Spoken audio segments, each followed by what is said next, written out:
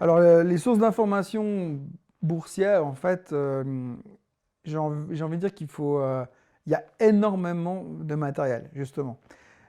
La problématique, c'est qu'il y a tellement de sites de finance. D'abord, je pense qu'il y a beaucoup plus d'informations en anglais qu'en français.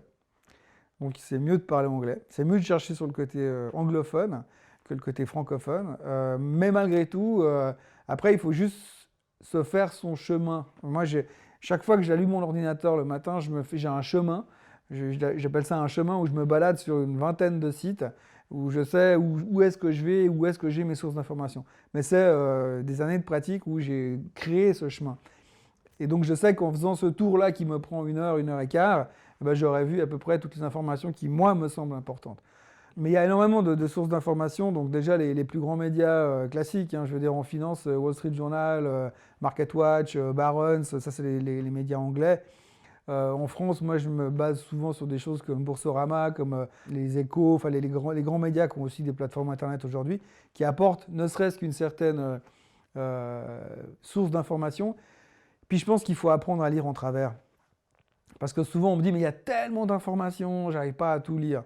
Non, il y a des headlines. Déjà, les headlines, il y a 80% qui est fait. Allez creuser le sujet. Je veux dire, je prends l'exemple aujourd'hui du Brexit. Vous avez 250 headlines par jour sur le Brexit. Moi, j'ai envie de me suicider chaque fois que j'en vois une arriver dessus. Donc moi, j'essaie de comprendre en travers. Ils sont toujours dedans. Bon, ok, on verra demain. Mais il faut vraiment réduire à la plus simple expression et se faire sa propre idée.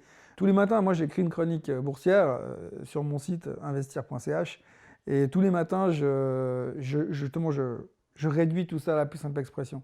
Mais c'est du prémâchage, c'est simplement que voilà, je simplifie le tout à l'extrême.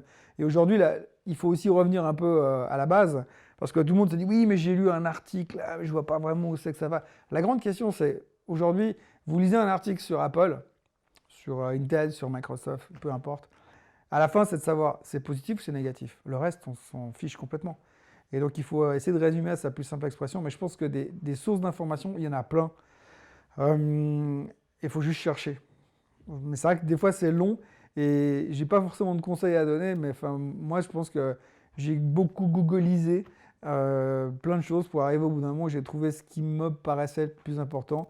Et je sais où aller chercher quand j'ai besoin d'une information spécifique. Mais encore une fois, je pense que c'est bien d'avoir une globalité euh, de comprendre une chronique boursière, enfin une chronique matinale pour comprendre ce qui s'est passé hier, un ou deux journaux principaux financiers qui donnent la vision du jour, les chiffres économiques et les choses qu'on attend sur la semaine, et puis là j'ai compris ce qui se passe, la trame de base. Après, vous rajoutez, moi je suis 4-5 actions, donc je m'intéresse qu'à ça.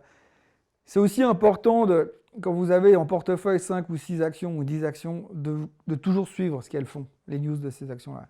Et puis pas de vous diversifier. Parce qu'aujourd'hui, je crois qu'aux États-Unis, il y a 25 000 actions qui se traitent. Donc si vous voulez couvrir toute la masse, c'est pas possible. Donc il faut simplement à un moment donné se créer son univers et puis chercher les informations. Mais ça fait partie du travail de base que chaque nouvel investisseur doit faire. Mais ça, les gens doivent le faire eux-mêmes et trouver leur propre configuration. C'est un peu comme quand vous configurez votre écran, votre PC, ben, vous prenez 10 personnes, ils auront 10 configurations différentes. Moi, ce que je regarde, ça ne parlera pas à certains, et puis d'autres comprendront parfaitement pourquoi je fais comme ça. Donc c'est un peu à chacun de faire ce qu'il veut. Mais il faut apprendre l'anglais, je pense.